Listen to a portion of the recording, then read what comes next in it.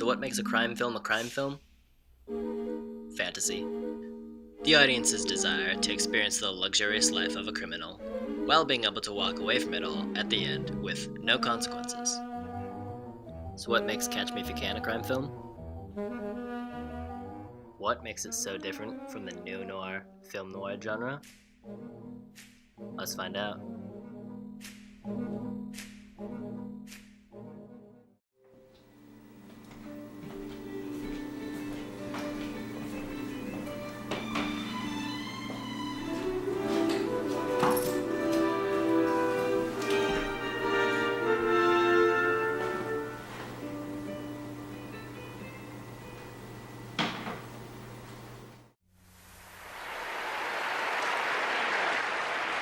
Thank you very much, and welcome to Tell the Truth. Our first guest, he's made a career out of being the most outrageous imposter that we've ever come across on this show, and you're going to see what I mean. Number 1, what is your name, please? My name is Frank William Abagnale. Number 2. My name is Frank William Abagnale. Number 3. My name is Frank William Abagnale. From 1964 to 1967, I successfully impersonated an airline pilot for Pan Am Airways, and I flew over 2 million miles for free. During that time, I was also the chief resident pediatrician at a Georgia hospital and an assistant attorney general for the state of Louisiana. By the time I was caught, I was considered the youngest and most daring con man in U.S. history.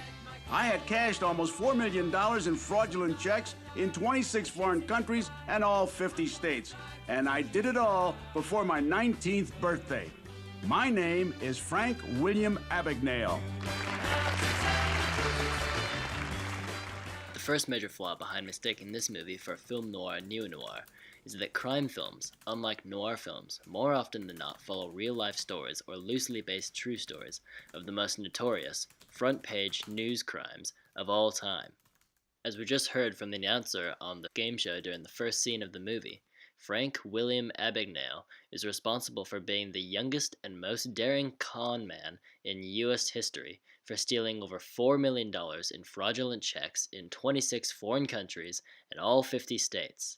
If that isn't front-page crime, then I don't know what is. The majority of the movie follows Frank's life of crime from the first check he forged to his last. Trust me on this. These people have been embarrassed, Frank. They're angry.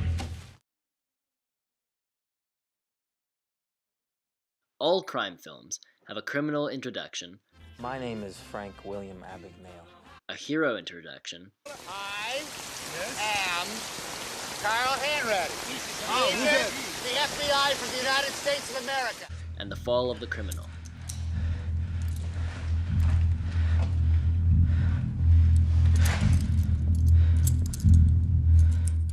They all also follow this same general plotline. A criminal commits their crime, and depending on the hero's dedication and or power over the criminal either gets away with their crime or does not. Catch Me If You Can follows this exact storyline, beginning with Frank making it big from cashing in fake checks, and ending with Carl, the police hero character, catching Frank and ending his crime for good.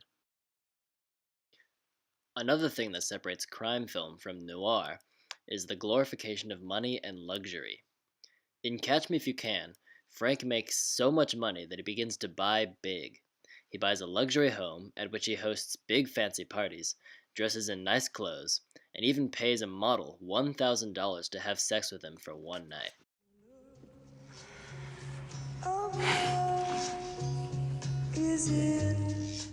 Yet another distinguishing feature of crime films are the elements associated with such movies. Things such as stacks upon stacks of money. This money? You see all this money? I have more. I have plenty more. I have enough money to last us for the rest of our lives. Look. Frank, stop teasing me. Fancy meals. Daddy, have you gotten the postcards? Of course. This fork is ice cold. No, Dad, that's a chilled salad fork.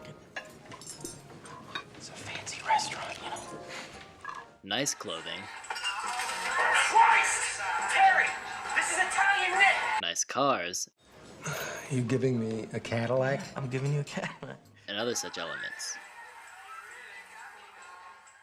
Catch Me If You Can contains all of these and more. However, it is important to be able to distinguish this from neo-noir films as well as gangster films. While gangster films include some of these same elements, crime films contain very different character types from both gangster films and neo-noir films. One of the most fundamental character types found in neo-noir, the femme homme fatale, should always be vacant from crime film. Catch Me If You Can has no such character, as it should, considering that it's a strictly crime film. Apart from noir, crime can also be compared to gangster films. These films often depict sleazy, greasy characters with no morals. This is not the case with crime film. Catch Me If You Can demonstrates this perfectly. Now that we know what not to expect in the cast of a crime film, it is arguably more important to understand what types of characters are found in this film genre. Some of the most common character types found in the crime genre are characters such as the criminal genius, which in this case is Frank Abagnale. I've been following a paper trail on this guy for months now. Hey, you mind taking that gun out of my face? Please, really. I mean, it makes me nervous. We see some credentials. Yeah, sure. Take my whole wallet. You want my gun, too? Come over here, take my gun.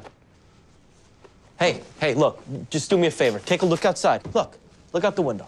My partner's walking him to the car as we speak. Look.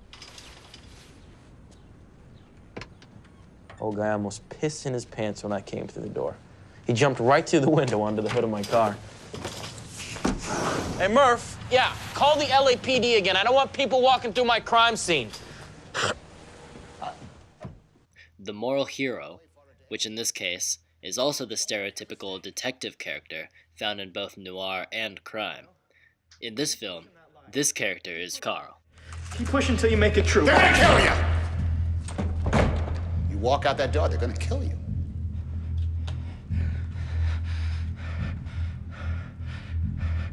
Is that the truth?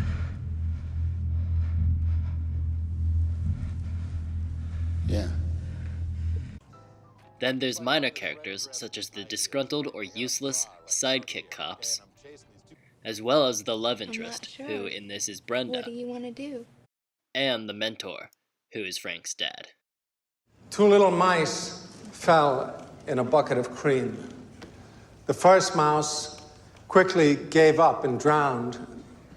The second mouse wouldn't quit. He struggled so hard that eventually he churned that cream into butter and crawled out. Gentlemen, as of this moment, I am that second mouse.